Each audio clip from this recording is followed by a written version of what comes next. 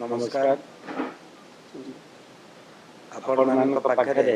पिपिलीर पूर्वतन विधायक समस्त कथा रखिचंती एवं मु आपण मान कहबाकू चाहे जो दिनठू ये सरकार आसी संपूर्ण रूपे सही दिनठू बिजु जनता दल सबुबले गणमाध्यम दृष्टि आकर्षण करिछि किभली भाबरे सरकार आईन को उल्लंघन करी आज गणतंत्र को हत्या करुछंती। ये सबु दिन होउछि एभली घटना। मु विशेष करी कहबी निमापड़ाठू आरंभ करी पुरी पिपेट अस्तरंग सत्यवादी ब्रह्मगिरी पुरी जिल्ला रे सबुटी एबे खुलम खुला बालीठू आरंभ करी मोरमठू आरंभ करी पत्थरठू आरंभ करी ये जो माने भारतीय जनता पार्टी नेतृत्व नैछंती एवं विधायक मानक संग सहित भी रहिछंती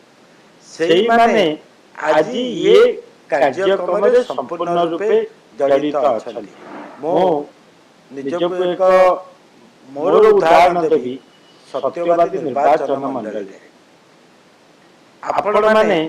जो माने आपनकर लोकल प्रतिनिधि भी अछंती एवं निजे जाई टिके देखि करी आसंतु। मु छथि 10 वर्षर विधायक थे जेतेबेले कोनोसी परिस्थिति रे मध्य लघुज खनिज पदार्थ चोरी हबार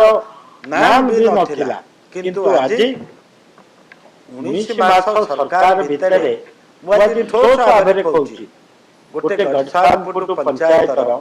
जी हूँ विधायक पंचायत से पंचायत गोटे झारकटाका एवं गोटे टिमेपुर गाँ से मोर भर्ती किंतु आज आपण माने देखिबे एते संख्या रे खुलुम खुला गाड़ी चली प्रशासन संपूर्ण रूपे आखि बुझी देछि एवं आजिका से खनिज पदार्थ शेष होबाक जाउछि। मु एसटीएफ रे कंप्लेन देइछन लोक हमर जे सेठी जनप्रतिनिधि अछंती एवं जनसाधारण समस्त जिलापालक एसपी को दृष्टि आकर्षण करथिले किछि दिन पई बंद हेई गला ता परे संपूर्ण रूपे विधायक इंगित रे सेठी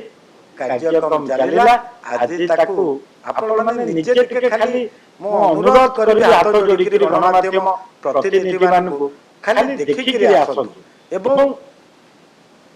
जनसाधारण को पचारि टिके तथ्य नियंतु जे 19 मास भितरे सेठी किभली भाबरे खनिज पदार्थ को चोरी करा जाउछि। किछि दिन पळे आपण मानक भली मोर गोटे भौमिटी जे पिपिली रे भी से एक्सीडेंट रे मृत्युवरण कला आपण माने निजे जानि छथि न्यूज सेवार जे देले बाली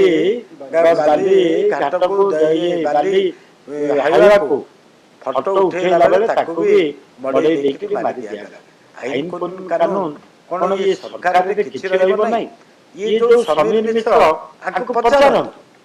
जैनिक कॉन्ट्रैक्टर सेठी काम नैथिले कोणासरे गोटे खंडता माइनर केनाल जाकु से बाली गदैथिले जने लोक जे बीजेडी रो समर्थित जनक जगह ऊपर ताकू तत्क्षणांत विधायक महोदय एवं ताकर जे सेठी अछंती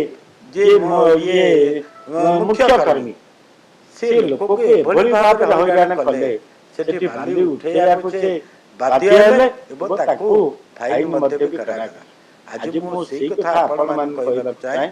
मुख्यमंत्री सबु बेले गुटी कथा कहउछंती जे आमे आईन की सम्मान दउ जी होना काई समस्त के आमे निश्चित रूपे कठोर दंड विधान आमे करिब। कोआडे जाउछि से कथा ये केवल कथा रे एवं